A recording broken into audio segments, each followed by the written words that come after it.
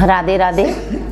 देखिए आज हम बहुत ही प्यारा भजन लेकर आए हैं। सीता मैया का भजन है कि सीता गुरुकुल में पढ़ने जाती हैं तो एक संत आकर कहते हैं, बेटी तुम्हारे कर्म में क्या लिखा है। तो सीता मैया कहने लगी, बाबा बताओ क्या लिखा है। तो क्या कह रही हैं सीता मैया और क्या वो संत कह रहे हैं सीता माता से कि उनका कैसा नसीब था।